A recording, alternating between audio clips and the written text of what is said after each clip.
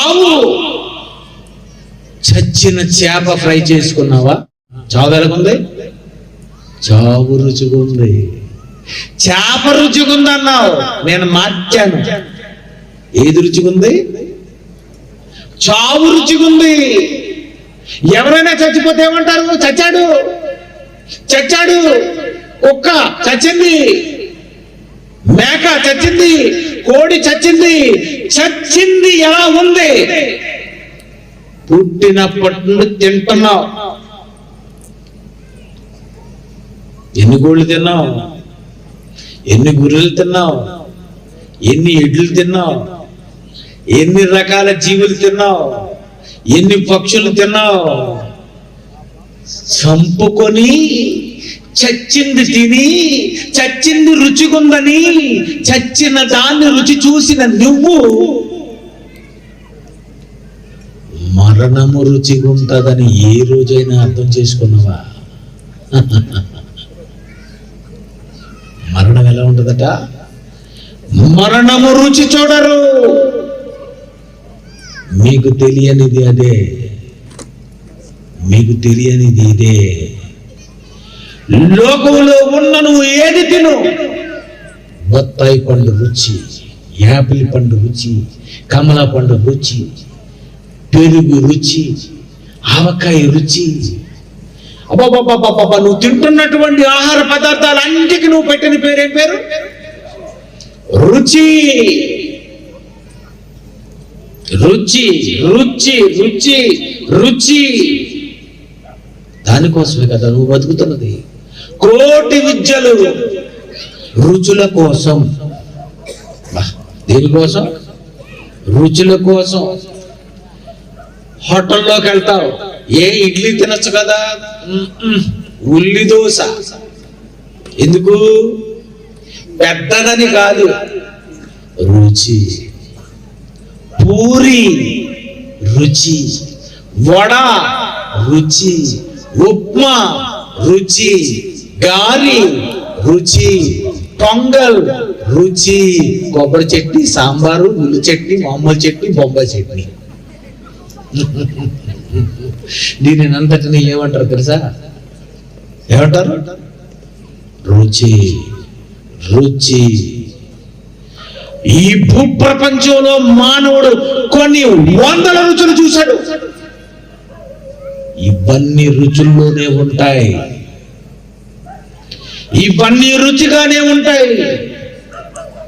Apple పండు తీపే, మామిడి పండు తీపే, సపోటా పండు తీపే.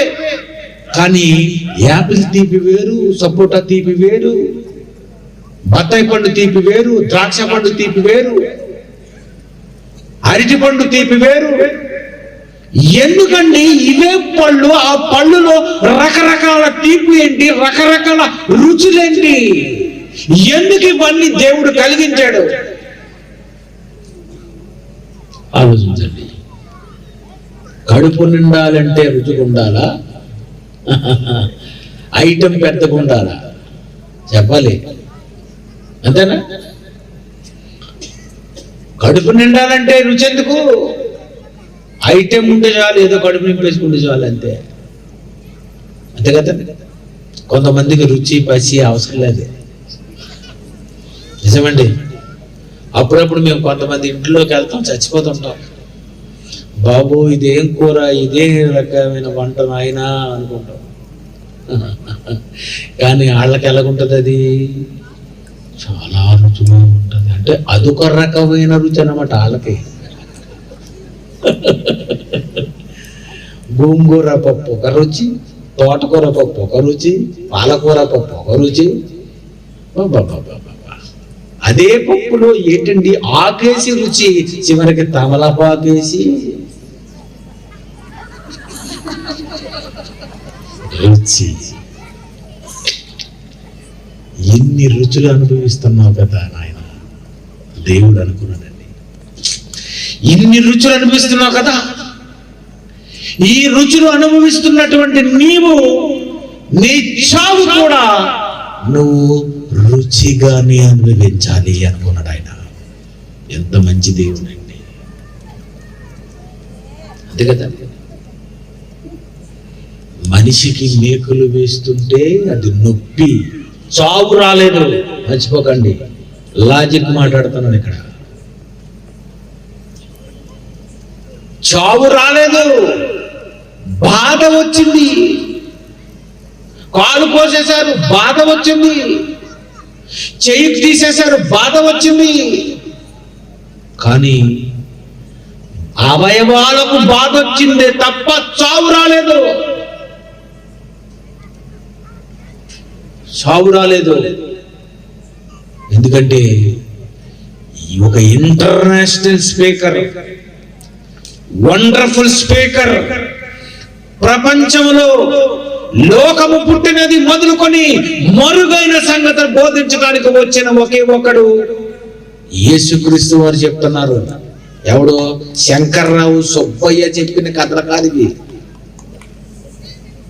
నేను ఎవరు చెప్పింది నమ్మను తెలుసా? నా సంగతి చెక్ చేస్తా. ఎవరి వాక్యం చెప్తే వాళ్ళ వాక్యం నేను నమ్మను. అది ఉందో లేదో ఇందులో చూస్తా.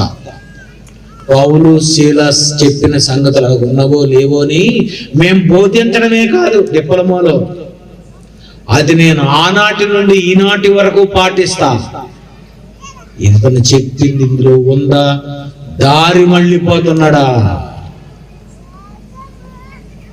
చాలా మంది దారి మళ్ళీపోతుంటారు. నిజం చెబుతున్నాం అనుకుంటూ కూడా అబద్ధానికి వెళ్ళిపోతుంటారు. ఎంత కష్టం అనుకున్నారు బైబిల్.